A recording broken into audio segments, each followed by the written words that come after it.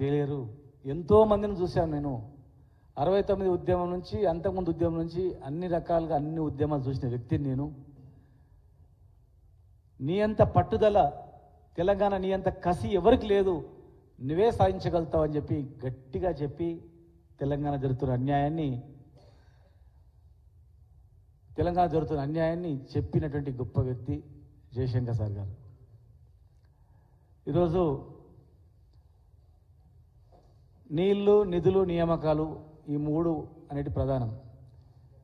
ఈ మూడిటిపైన, నీళ్లకు జరుగుతున్న అన్యాయం పైన, నిధుల జరుగుతున్న అన్యాయం పైన, నియామకాల పైన, ఈ మూడిటిపైన తెలంగాణకి ఇక్కడ ఏం జరుగుతుంది పూర్తి అవగాహన ఉన్నటువంటి వ్యక్తి. ఎందుకంటే ఇప్పుడే కుడి కాలువకు కరెంటు బిల్లులు, ఆంధ్రకు పోయే కాలువలకేమో కరెంటు బిల్లులు కట్టేది లేదు, తెలంగాణకు వచ్చే కాలువలకు కరెంటు బిల్లు కడుతున్నారంటే ఎవరైనా గ్రహించిండ్రా?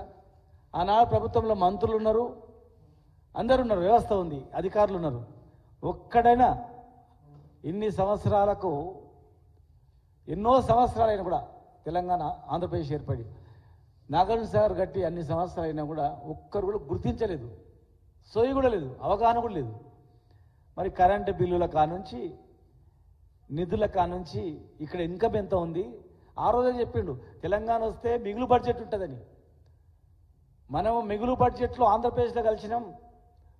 డేరాలు వేసుకొని వాళ్ళకు టెంట్ హౌస్ల కింద సెక్రటరియట్లు ఉండే, సచివాలయాలు ఉండే, కర్నూలులో మనకు పెద్ద పెద్ద బిల్డింగ్లు ఉండే, మిగులు బడ్జెట్లో మనం కలుపుకున్నారు. మోసం ఇది, కలయికనే పెద్ద మోసం.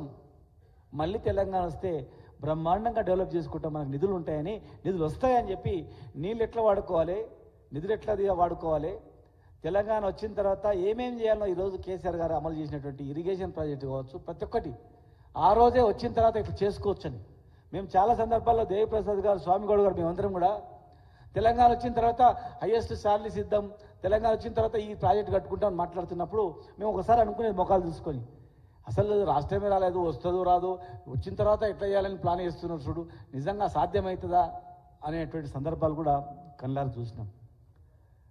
మేమందరం స్వయంగా మేము 2005లో ఆగస్టులో ఇదే మంత్లో ఒకసారి మేము కలిసినప్పుడు అధికారులకు సంఘం లేదు, శ్రీనివాస్ గౌడ్ గారు మీరు పెట్టండి, అప్పుడంటే ఎన్జిఓలు ఎక్కువ ఉండ్రి, టీచర్లు ఉండ్రి, ఇప్పుడు అధికారులు కూడా పెద్ద సంఖ్యలో ఉన్నారు, సంఘాన్ని పెట్టనిస్తలేరు, మీరు సంఘం పెట్టండి అన్నప్పుడు అప్పటికే నేను 1997లోనే మున్సిపల్ 2 సంఘాలు, తెలంగాణ ఆంధ్ర 2 సంఘాలు ఏర్పాటు చేసి తెలంగాణ ప్రెసిడెంట్గా ఉన్నా. పరిమితమై పని చేస్తున్నది.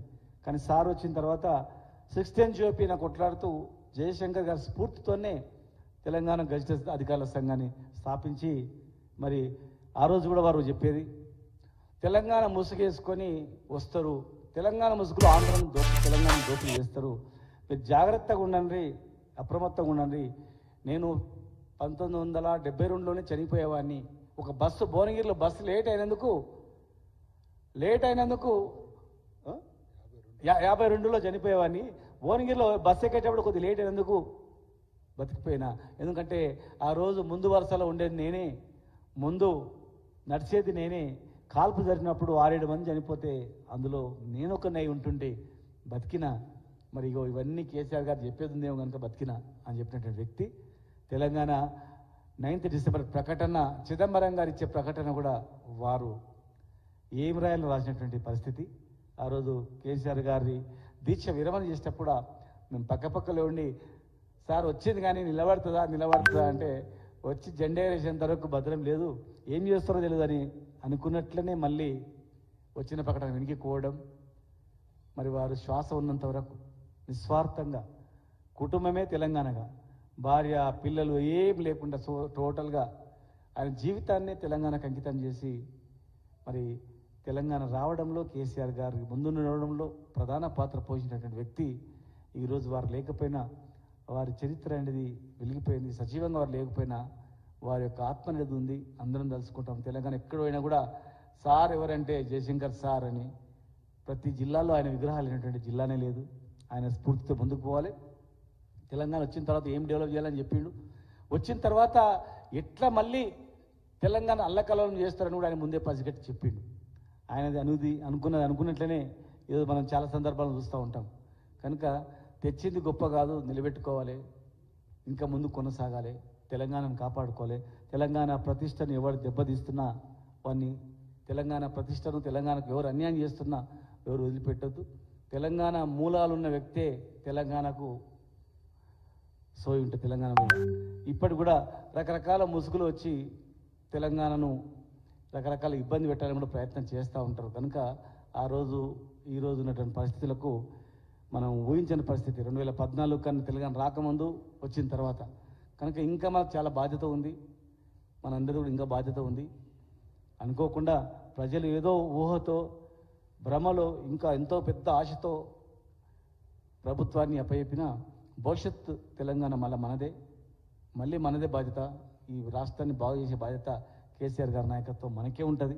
కనుక మన అందరం కూడా ఓపికతో ఉండాలని, కసితో ఆ రోజులు ఎదురు చూస్తూ మన ప్రయత్నం మనం చేయాలని చెప్పని వారికి హృదయపూర్వకమైనటువంటి నివాళులు అర్పిస్తూ థ్యాంక్ యూ.